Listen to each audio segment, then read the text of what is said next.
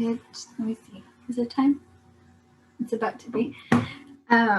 Okay, so for this next presentation, I'll be going over identity theft. As you can see, obviously, I don't work for Wells Fargo, but this presentation is from Wells Fargo. Unfortunately, the presenter couldn't come, so I will be presenting for him. So again, if you have any questions, you can put it in the chat, but also you're more than welcome to unmute yourself and just, speak. Feel free to interrupt me in between. Well, not interrupt because it's not interrupting, it's a conversation. So again, if you have any questions, chat or just speak. Like I said, we will be talking about protecting yourself from identity theft and identity fraud. Estaba diciendo que si tienen preguntas igual pónganlas en los comentarios o si quieren hablar pueden hacer eso. Esto es una discusión. Entonces lo que vamos a hablar hoy es de cómo su identidad puede ser comprometida. Entonces cómo protegerse usted mismo de robo de identidad y el fraude.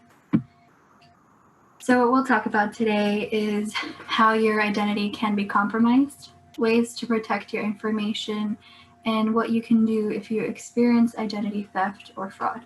Lo que hablaremos hoy es de cómo su identidad puede ser comprometida, cuáles las diferentes maneras de proteger su información y qué puede hacer usted si le pasa un robo de identidad o fraude. Entonces, so first, what is identity theft? It is when someone steals your identity or personal information for illicit purposes. And that versus identity fraud is when that person uses your stolen identity to commit fraud or illegally deceive someone. ¿Qué es exactamente el robo de identidad? Es cuando alguien roba su identidad o información para usarla para abrir una cuenta de crédito. ¿Y cuál es el fraude? Es cuando alguien usas su identidad para cometer fraude o para descifrar a alguien más.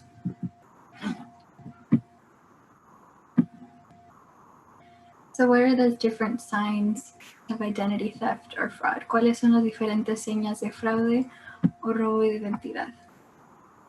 The first thing is to watch out for fraudsters. So learn ways to protect your information, such as your social security number, your driver's license, passport number, ATMs, credit, debit cards, personal information such as date of birth, addresses, phone numbers, etc.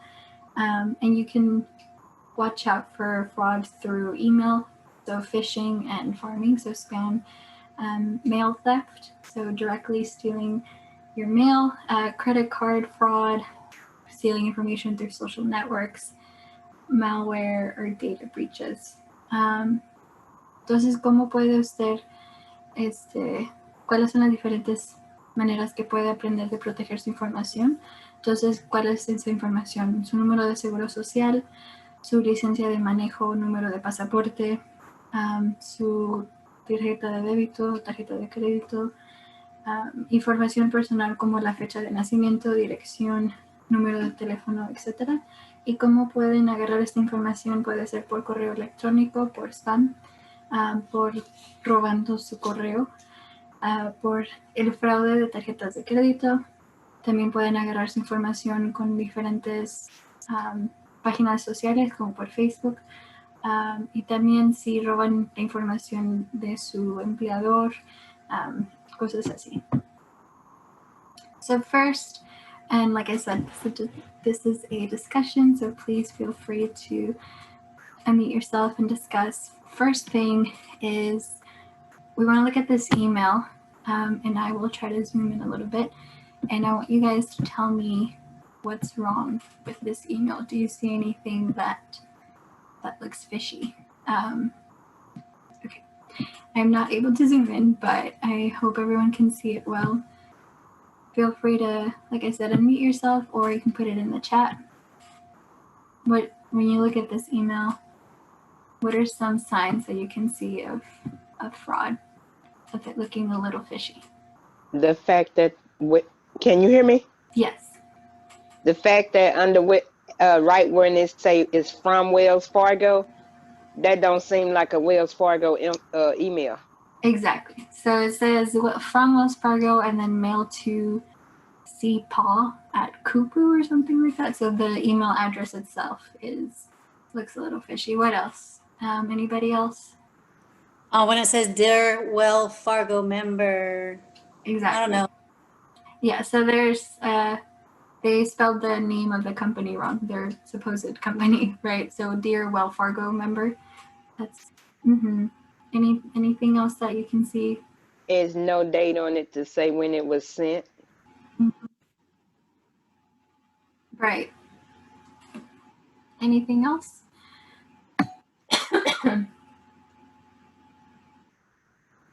They're trying to get you to identify yourself. So it says click here and confirm your identity.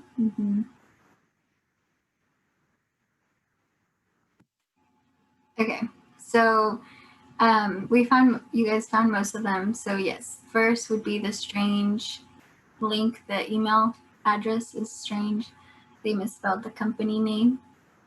There's an awkward greeting, the Dear Wells Fargo member. And there's a bunch of typos all throughout, like says, an important notice regarding one or more of you payments. There's bad, awkward grammar, the link, and the urgent call to action, which is that part that says, please make deposits. If you have already taken care of this, please disregard.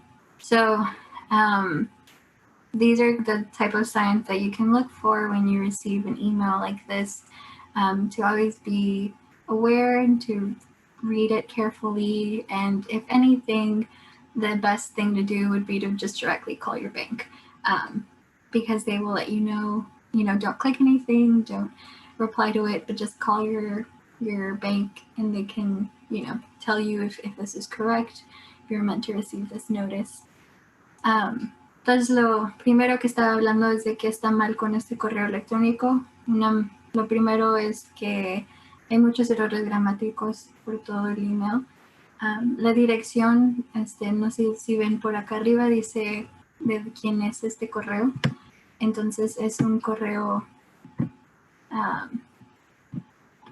sorry, let me go back. Es un correo electrónico muy raro esa dirección.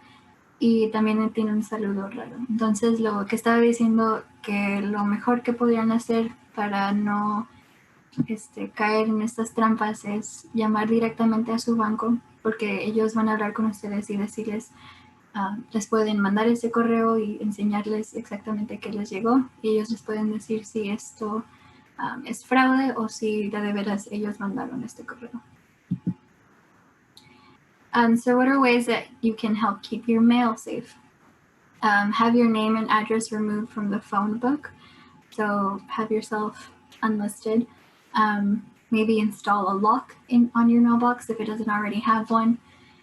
Keep the envelopes containing bills you pay with checks in a secure place. So, if you have a file box like the ones that we provided, keep it all in a secure place so that it's not easily accessible. And carefully destroy or shred papers that you throw out, which is probably the most important thing. Just especially like, let's say you get a letter in the mail that's an offer for a credit card. Those are probably the biggest ways that people steal or do fraud, is by stealing those, because all you have to do is like sign or something like that. So make sure that you shred that type of those papers. If you are away from home for an extended time, have someone ask a trusted person to pick up your mail, or have the post office hold your mail. And the way that you can remove your name from marketing list, so that's your phone number, is by contacting one of the 3 credit reporting bureaus. So you can contact that number 1-888-5-OPT-OUT, or go to optout. Pressgreen.com. So you can go to those so that you can take your number off of the marketing list. Entonces, ¿cuáles son las maneras de proteger su correo? Lo primero es quitar su nombre del directorio. instale un candado o un seguro en su caja de correo para que nadie pueda entrar ahí. Guardar sus sobres en un lugar seguro, entonces sus biles, toda esa información, guardarla en un lugar seguro. Rompa sus papeles cuando los tire a la basura, entonces, por ejemplo, si les llega una oferta de una tarjeta de crédito, rompan esa información y esos papeles para que alguien no los pueda agarrar fácilmente. Y si está fuera de casa por un periodo largo, pregúntale a una persona de confianza que recoge el correo o pregúntale a la oficina postal que le guarde su correo. Y el número de abajo de ahí es si quiere quitar su número en las listas de marketing, se me olvidó la palabra. Si no quiere que le lleguen llamadas, puede ir a ese número o a esa página para que no les llegue. Another tip is to keep your conversations secure. So don't say or let anyone say your social security number out loud in a public place. Keep sensitive information from prying eyes. So like Barbara had mentioned before, she covers her PIN whenever she's pressing it, like when she is paying for something. If you receive an unsolicited phone call asking for personal information, don't give it, and listen closely to background noise. Watch out for shoulder surfers who use binoculars, video, or camera phones to capture information. So especially if you're in a public space, just make sure you're keeping that information secure. Otra manera de guardar su información es tener seguras sus conversaciones. Entonces no diga su número de seguro social en un lugar público. Si recibe una llamada que no es solicitada, que está preguntando información personal, no la dé y escuche por ruidos del fondo. Y también tenga en mente si alguien está tratando de ver su información, si está usando un teléfono o una cámara, tenga su información protegida. And a tip is just sign up for the Federal Trade Commission's National Do Not Call Registry. So that's at donotcall.gov, or call that number. It's just, again, for those marketing calls so that they don't have access to your phone number. You can sign up for that Do Not Call Registry and they won't have your number to call it.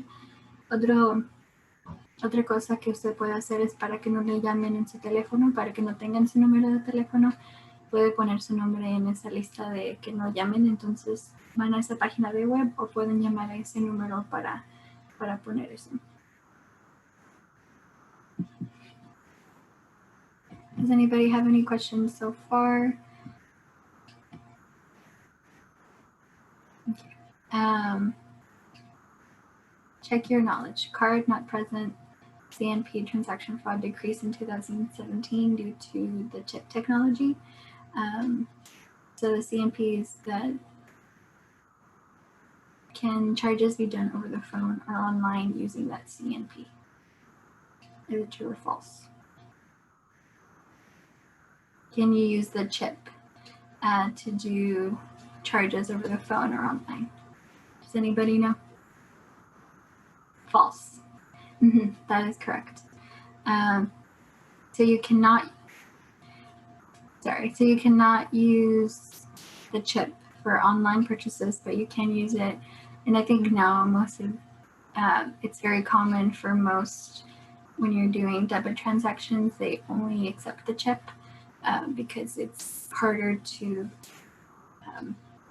steal that information.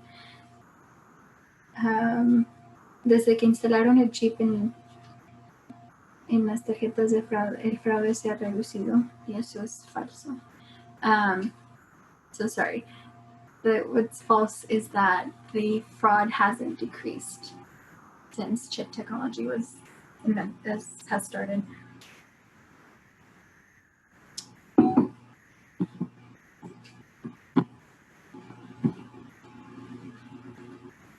So card not present CNP transaction fraud continues to increase since the implementation of the chip technology. So use online and mobile tools to monitor your accounts. offline consumers may take more than 40 days to detect fraud and incur higher fraud amounts than other fraud victims.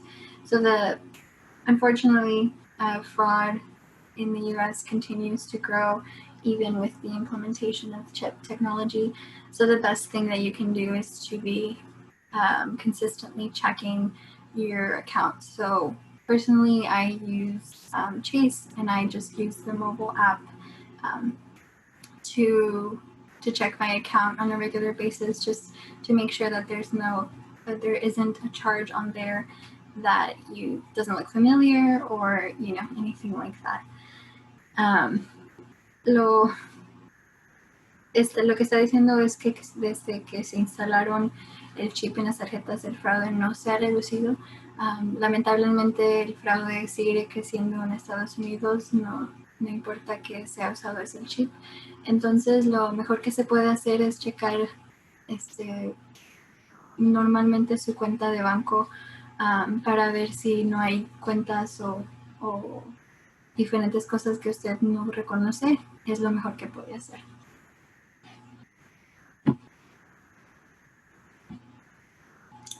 Sorry, I wanted to add something.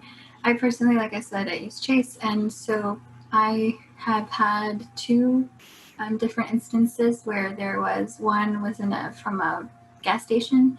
I think it was like $40 that I got a charge from a gas station that it wasn't mine, and it also at the time was in Houston, the charge, and I was in College Station, so I knew that it wasn't me. So as soon as I saw it, I called my bank and I let them know that wasn't me. They closed, they ended up sending me a new debit card, and they gave me the money back for those $40 or however much it was. So yeah, so it's very common, unfortunately. So just honestly the best thing you can do is just monitor your account on a regular basis, so that when you do see something like that, you can call or report it right away, and then hopefully get that money back and then change that card number so that they aren't able to do it again. Lo que estaba diciendo es que a mí personalmente me pasó que alguien usó mi tarjeta de débito en una gasolinera. Entonces, y era de hecho en Houston y yo estaba aquí en College Station. Entonces lo que hice es que llamé a mi banco. Ellos previnieron esa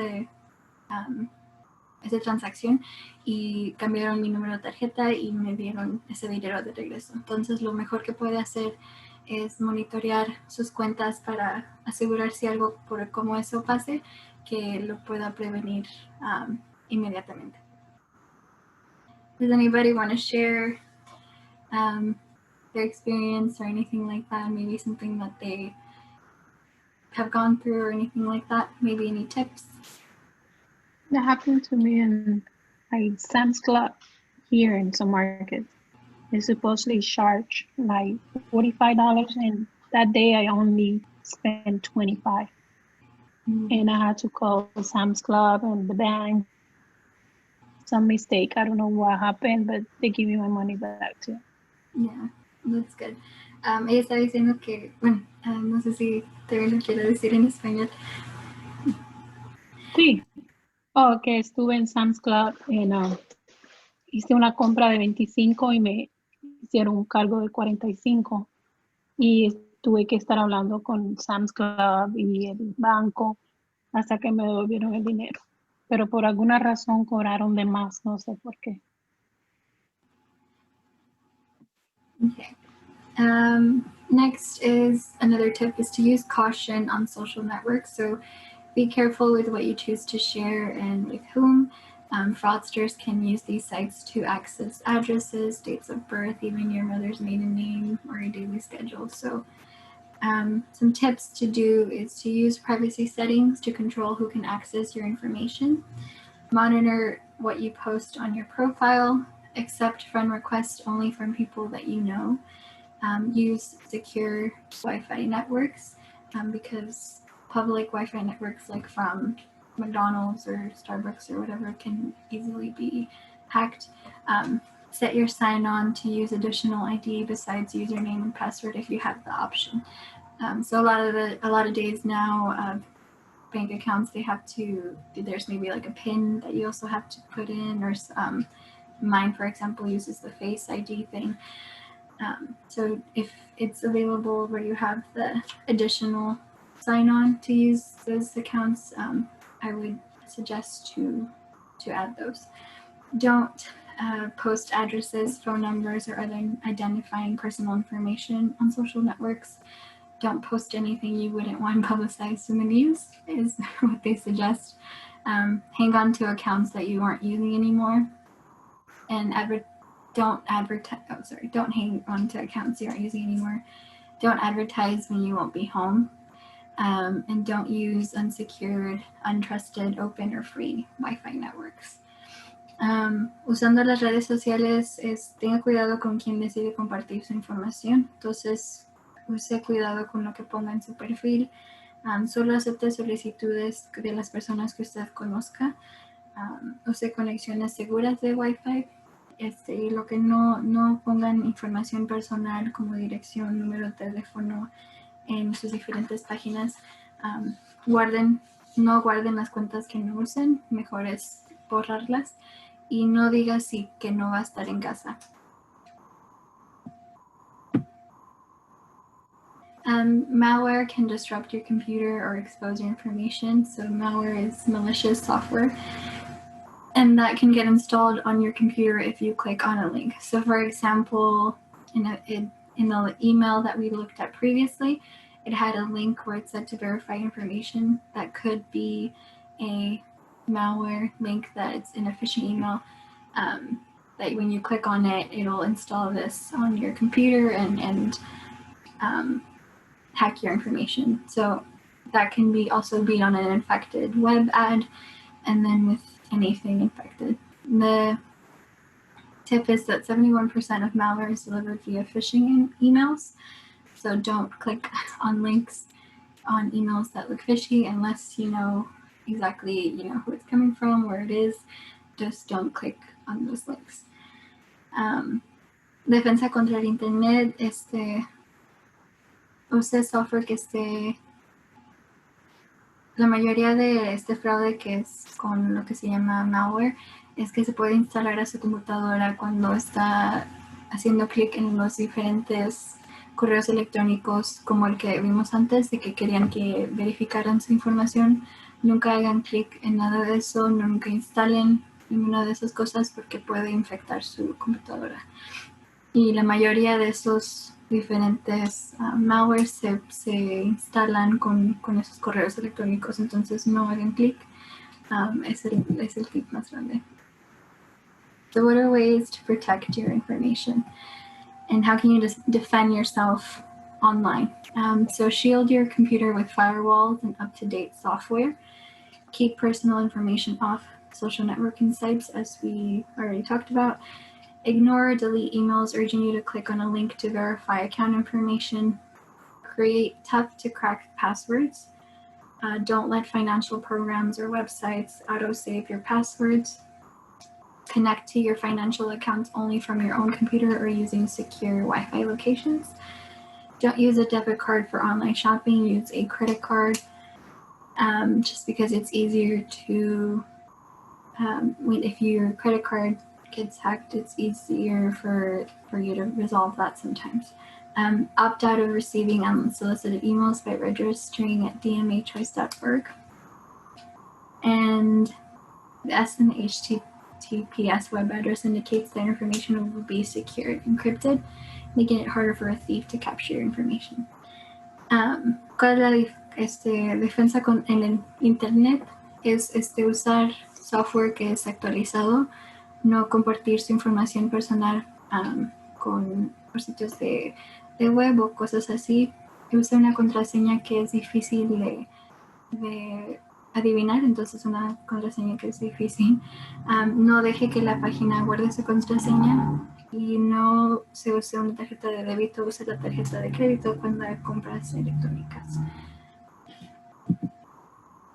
Some general fraud prevention tips is carry only necessary information in your wallet.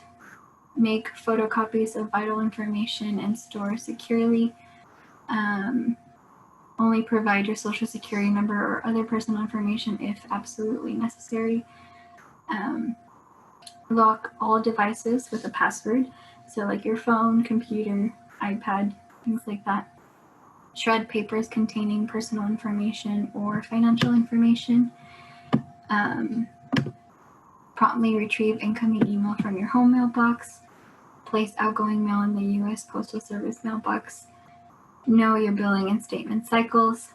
Don't tell or key in over the phone your PIN or other information to someone calling you claiming to be your bank, etc. Have your statement sent to you via email rather than mail. But don't save financial or personal information in your email box. So as soon as you've gotten it, delete it. Sandra said that she only uses prepaid cards for online, such as Walmart, PayPal, NetSpend. That's a really good tip. Thank you. Entonces, otros consejos para prevenir fraudes: cargue solo lo necesario en su cartera, perdón. Haga copias y guárdelas en un lugar seguro de su información. Solo de su número de seguro social si es necesario. Use contraseñas para todos sus dispositivos, entonces su teléfono, su tablet, su computadora. Rompa sus papeles que ya no esté usando. Recoja su correo pronto. Saber cuándo se vencen sus cuentas. Y no diga su PIN en voz alta o por teléfono si alguien está diciendo que necesita confirmar su información, porque usualmente eso es fraude. Lo que dijo Sandra es que ella típicamente usa una tarjeta que es prepagada para cuando está haciendo compras en línea, y es una muy buen consejo que pueden usar si están comprando en línea.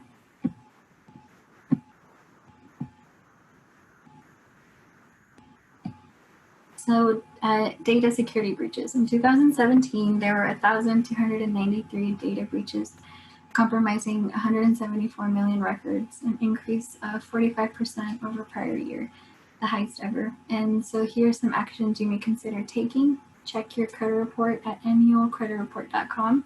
So with that website, you can get your credit report for free once a year, and you have the right to do that. But only use that website. Don't trust those other free credit report website, because sometimes they'll charge you, sometimes it is fraud, Place a credit freeze on your credit file with all 3 credit bureaus and your kids too. Review the Federal Trade Commission's website, and then Wells Fargo also has a fraud information center. La seguridad de data, lo que dice que en el 2007 se hicieron más de 1,200 de robo de data. Entonces lo que pueden hacer ustedes es checar su reporte de crédito. Anualmente tienen la oferta de checar su reporte de crédito una vez al año gratis, entonces pueden usar esa página para checar su reporte de crédito. La página de federal también se puede usar para checar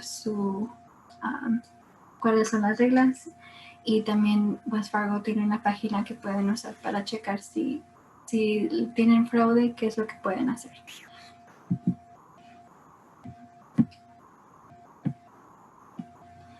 Check your credit status frequently. So like I said before, you are guaranteed a free credit report annually from each of the 3 credit bureaus. So you can request a free copy of your credit report at least once a year at that website. Like I said, be careful. There are lookalike websites that are not free, and review your credit report carefully. And if you see any errors, make sure you report and resolve them as soon as possible. Entonces, como dije anteriormente, usted tiene, por ley, está garantizado un reporte de crédito anual gratis por las 3 diferentes compañías. Entonces, solicite una copia gratis del reporte de crédito y revise este reporte cuidadosamente. Si ve un error, repórtelo y resuélvalo lo más pronto posible. So what if identity theft happens to you? ¿Qué pasa si a usted le ha pasado un robo de identidad? If you experience identity theft or fraud, make sure you close all accounts that you know or believe are tampered with. So call your creditor or financial institution to notify them that your accounts have been compromised. Contact all 3 credit bureaus, and this will place an alert on your credit report so that you can review them for inaccuracies and unknown credit requests. File a complaint with Federal Trade Commission, which their number is there, or the website. You can file a form. And file a report with the police, with the local police. So provide a copy of your online complaint form to add to the report, and make sure to keep a copy for yourself. ¿Qué pasa si usted ha experienciado el robo de identidad? Lo primero es cerrar todas las cuentas que usted piensa que han sido afectadas. Contacte a los 3 buros de crédito para decirles que su información ha sido compromisada, entonces se tienen que revisar. Hable con el FTC, que es donde usted puede poner un complaint, y llene un reporte con la policía. So what are different organizations to notify?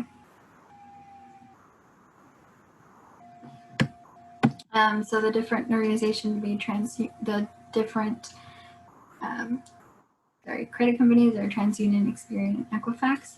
And this information, if you get a credit report, this will all be, typically it has your accounts first, and then in the back, it'll have the information for the different credit bureaus and their different numbers. So you can, it'll have that information on there, but also this is, available on the FTC website. If you have passport fraud, you'll contact the Department of State of the United States. Mail fraud, you'll contact your local postal inspector. Social Security, you'll contact the fraud hotline, and then tax fraud is the IRS one. So these are all the different numbers that you can contact for different types of fraud. Like I said, this information is on the FTC website, and also it's easily accessible online. So if you lose this PowerPoint, you'll have that information for the future. It's easily to get. Sí, otras maneras, pues tiene que notificar a esas organizaciones. Entonces esos son los diferentes números de los buros de crédito, los 3 diferentes buros. Y si es diferente, si es pasaporte, correo, seguro social, taxes, ahí tienen diferentes números para cada uno. What are other ways to reduce the impact of theft? So you can get a credit bureau monitoring service. That's a paid service that monitors suspicious activity or changes to your credit profile. With the account that I have with my bank, it does that, I believe, monthly, and it's included in my bank account, and it'll just let me know that there's a new change to your credit or whatever. Most banks, I feel like nowadays, offer that already, but just make sure to ask. Fraud alert, a message placed to your credit report requiring lenders and creditors to confirm your identity before issuing a new line of credit. So that can be one way that you can make sure that whenever there's a new credit check or anything that you will have that. Credit freeze, it locks down your credit file at the credit reporting agency so they can't issue credit history to any lender. And then public data scanning scans public records on internet sites for your personal and financial information. And I believe I have a credit card with Discover, and they do that yearly. And it's included in my account. ¿Cuáles son las diferentes maneras de reducir el impacto de robo? El monitoreo de buró de crédito es un servicio pagado que puede pagar para detectar fraude. Puede tener alertas de fraude, que es un mensaje que le llega cada vez que se abren otras cuentas de crédito. Congelar su crédito puede prevenir que abran otras cuentas si es necesario. Escaneo de datos públicos detecta la posibilidad del robo de identidad. Yo estaba diciendo que yo tengo una cuenta de crédito con Discovery y es incluida ahí.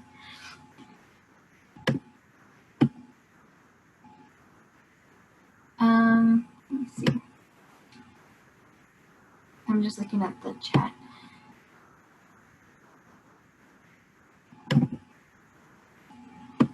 Texel and Colleen, Texas just had a data breach. Does that mean that the account holder and anyone in the account information have been compromised?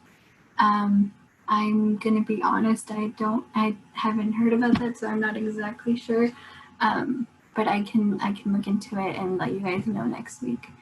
And someone said, due to COVID, you can get a free credit report more than once a year. I think once a month. So that's really good information. I wasn't aware of that. So you can get it maybe even once a month, and it'll tell you on that website. What and why does it ask for extra information when trying to get a free annual credit report? I'm going to be honest, I haven't used that website, so I'm not sure. But if you use the right website, it's not going to steal information or anything like that. Maybe it's just trying to confirm the information. It asked me when I try to do it under my married name, Mhm. it always asks me for more information. So I'm not for sure if I'm on the right website and that's even with the other 3 credit reporters. I've tried all of them, and it's like every time I try to put my information in, I know I changed my name when I got married immediately, so I don't know why it does that. So that's why I was asking. It does it to me on every credit report. Every time I try to run my credit under my married name, it asks me for more information and talking about sending. I'm not sending you nothing. I need to see who I'm turning my paperwork in to. Pineapples. No, that is strange. And like I said, I'm sorry that I'm not Wells Fargo, so I'm not super versed into this, but I will look into that. But I would just make sure that you're using the right website is all that I would recommend, because that website is through the Federal Credit Bureau, so it's, it should be free and safe, and you shouldn't have to worry about that.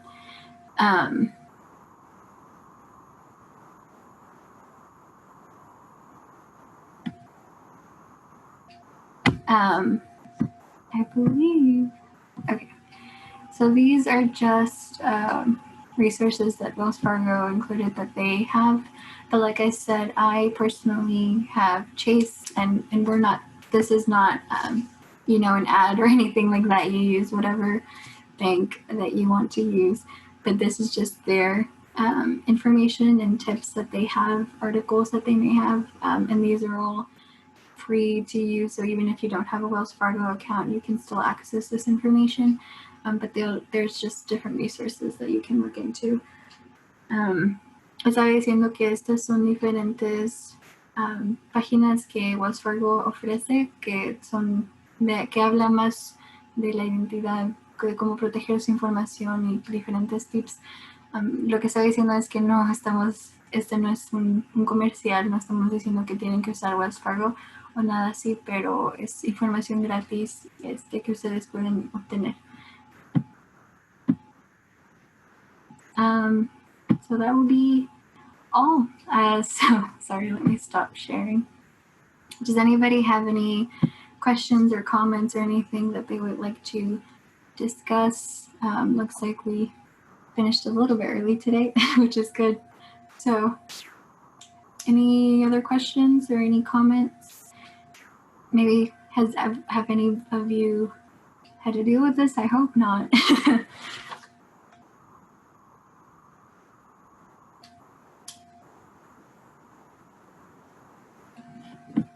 Okay, well then I guess that will be all. Thank you all for joining me again today for our second class. We're halfway there, and so I'll try to look more into that and see if I can come up with an answer by next week. Hope you all have a great rest of your evening and a great weekend. Okay. Thank you all. Thank you. See you all next week. Bye.